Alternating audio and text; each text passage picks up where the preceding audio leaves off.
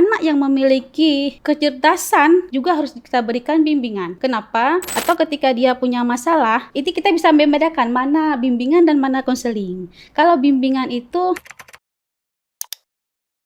saat ini paradigma berpikir siswa guru konseling itu lambat laun semakin berubah. Karena kalau dulu mungkin semasa kita di SMA, semasa kita masih SD atau SMP, itu guru konseling itu sering disebut sebagai polisi sekolah. Kenapa dikatakan polisi sekolah? Ketika siswa ataupun murid melihat sang guru, mereka otomatis akan berlari. Yang bajunya keluar, mereka akan langsung memasukkan baju ke dalam. Yang terlambat itu sudah terekam di kepala mereka, ini akan dapat hukuman. Kemudian semakin berjalannya waktu, pemerintah mencoba mengkerucutkan apa sih sebenarnya tugas dan fungsi guru konseling itu di sekolah. Nah, pada saat itu dengan dibukanya perguruan tinggi yang membuka jurusan bimbingan konseling, nah di sana diberikan materi-materi kepada mahasiswa terkait bagaimana dia menjadi sosok guru konseling di sekolah. Nah, di sana diajar bahwa tugas konseling itu ada beberapa macam, sama seperti misalnya ketika kita menyebutkan apa sih sebenarnya itu konseling. Nah, konseling itu kan pada dasarnya bimbingan konseling memberikan bantuan kepada siswa agar dia mampu mengembangkan potensi dirinya sesuai dengan kemampuan dia sendiri. Kemudian dia juga mampu mengatasi permasalahan yang mereka hadapi, dia sendiri yang bisa menyelesaikannya. Nah, guru BK hanya mengarahkan. Jadi bukan berarti guru BK yang memberikan solusi. Bukan seperti itu, tapi guru BK-nya yang memberikan masukan, memberikan arahan dengan masukan-masukan dari si siswa. Di saat itu siswa paham apa permasalahannya dan dia paham bagaimana yang harus dilakukan setelah dia punya masalah. Nah, kalau dulu rata-rata yang menjadi guru konseling di sekolah itu dari guru mata pelajaran yang lain, baik itu dari guru agama, dari guru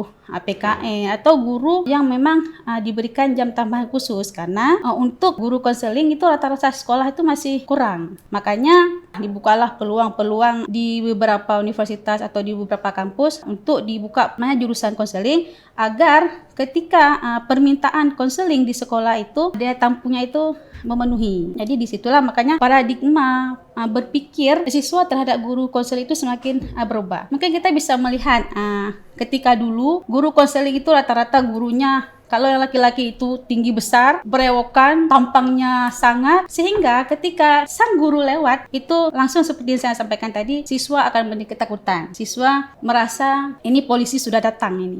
Makanya saat ini kita bisa melihat rata-rata guru konseling di beberapa sekolah itu biasanya mereka cenderung lembut. Ini dari beberapa kegiatan konseling yang kita ikuti bersama dengan teman-teman konseling, baik itu di provinsi maupun di pusat secara nasional. Rata-rata guru konseling itu kalau saya melihat itu perawakannya itu lebih lembut dan banyak yang perempuannya. Itu ketika kita di beberapa tempat, baik itu di secara lokal maupun secara nasional. Sebenarnya bimbingan konseling itu bukan diperuntukkan hanya untuk anak-anak yang memiliki masalah di dalam kehidupan dia, tetapi bimbingan konseling itu mencakup keseluruhan aspek dari kehidupan si anak. Dalam bimbingan konseling kita ada mengenal 4 bidang layanan yang harus diberikan kepada siswa. Itu ada bidang belajar, bidang pribadinya, bidang sosialnya, dan bidang karir. Nah, keempat bidang inilah yang harus kita berikan layanan khusus kepada anak sehingga dia mampu mengoptimalkan apa yang ada pada dirinya. Sehingga ketika kita bicara masalah mengoptimalkan kemampuan anak, itu bukan berarti harus kepada anak yang punya masalah. Anak yang memiliki kecerdasan juga harus diberikan konseling, juga harus kita berikan bimbingan. Kenapa? Yang namanya siswa itu tingkat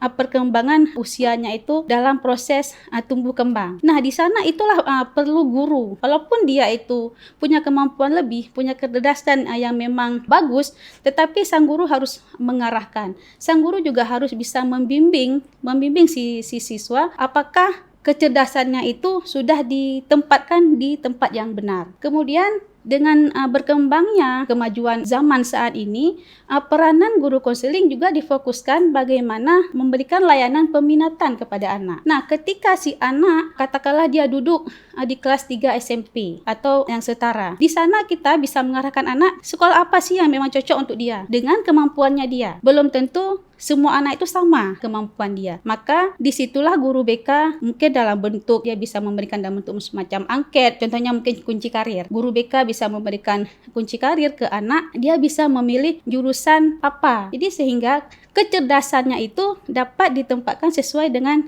porsi yang benar. Walaupun si cerdas, mungkin dia cerdas di bidang A, belum tentu dia cerdas di bidang B. Nah, disitulah layanan peminatan kepada anak itu dibutuhkan sehingga anak-anak bisa berkembang optimal di dalam kehidupan dia sehari-hari. Dari 4 layanan yang menjadi tugasnya guru BK memberikan kepada siswa, sebenarnya tergantung kepada siswanya sendiri. Jadi tidak bisa kita katakan layanan mana nih yang memang banyak porsinya di sekolah. Yang jelas ketika namanya sekolah, otomatis layanan belajar itu pasti yang utama. Karena apa? Membantu siswa dia bisa belajar dengan baik, dia bisa mengikuti kegiatan pembelajarannya. Namun pada intinya semua layanan itu mempunyai peranan penting, tergantung kepada apa sih yang dibutuhkan oleh siswa. Kalau misalnya siswa kelas 1, kelas 2 itu mungkin mereka kita bisa memberikan ke layanan pribadinya dia. Contohnya ketika dia masuk sekolah baru, terkadang dia belum bisa menyesuaikan diri dengan sekolah tersebut. Nah, disitulah guru BK membantu dia untuk bisa menyesuaikan dirinya untuk berada di tempat yang baru. Di situ guru BK berperan memberikan informasi. Kemudian guru BK juga berperan memberikan layanan-layanan bimbingan kelompok, bimbingan individu kepada siswa sehingga dia kepribadiannya itu dia bisa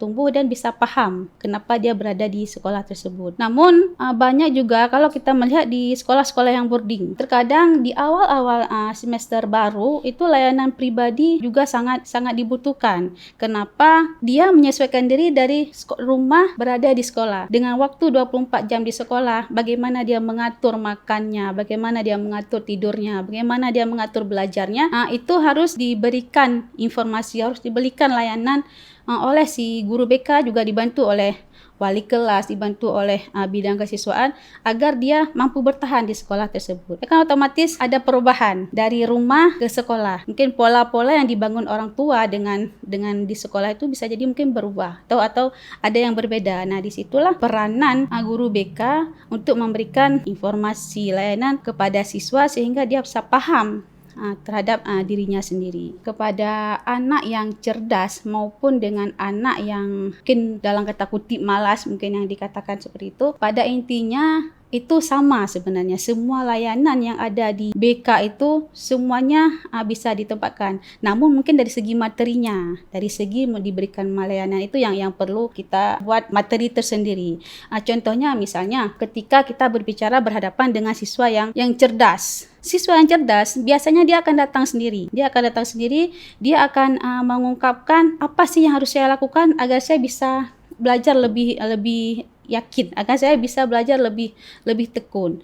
Nah, materi yang diberikan oleh guru BK mungkin bisa lebih materi-materi yang bersifat motivasi, yang bersifat semangat dalam layanan bimbingan secara face to face. Atau ketika dia punya masalah, itu kita bisa membedakan mana bimbingan dan mana konseling. Kalau bimbingan itu layanan yang diberikan untuk mengembangkan potensi dia. Jadi dia bisa mandiri, dia bisa tahu apa yang harus sebenarnya saya lakukan. Tapi kalau untuk konseling dia lebih untuk mengentaskan atau menuntaskan permasalahannya si anak. Nah, di situ kalau kita bicara bimbingan bisa diberikan oleh siapapun. Guru manapun bisa memberikan bimbingan. Tetapi kalau konseling itu tidak semua guru itu bisa melakukan. Makanya dibutuhkan ada jurusan tertentu, ada jurusan bimbingan konseling, dan kalau memang kita lebih mau profesional, nanti kita bisa mengambil program khusus KONS. Nah, di situ profesionalisme seorang guru bimbingan konseling itu akan lebih bagus karena teknisnya itu kan di konseling itu punya teknik sendiri yang memang tidak diketahui oleh guru yang lain. Pengalaman kami mengajar pada beberapa sekolah di Provinsi Aceh, kita bisa melihat beragam macam persoalan yang dihadapi oleh siswa. Jadi siswa yang pada posisi sekolah menengah pertama atau SMP dengan siswa pada sekolah menengah atas itu permasalahannya berbeda. Kenapa berbeda? Itu kalau istilah kita di konseling itu ada lesson, ada ya, bimbingan diberikan kepada anak yang memang sedang tumbuh, proses dari dia SD, masa kanak-kanak dia menuju proses masa remaja. Nah, pada masa SMP, terutama di kelas 1 itu masih terbawa dengan keadaan mereka di SD, sehingga permasalahan mereka lebih cenderung mungkin ribut di kelas, lari-lari di kelas, main bola di kelas, atau tidak mau patuh. Tetapi kalau misalnya di tingkat menengah atas, mereka sudah paham apa yang mereka lakukan itu benar atau apa yang mereka lakukan salah. Cuma terkadang mereka melakukan atau dibuka ya kalau bahasa Acehnya, mereka melakukan, sehingga sebenarnya menjadi guru BK ketika di menengah atas, kita hanya mengingatkan, kita hanya menyampaikan, mereka itu sudah paham mengenai permasalahannya.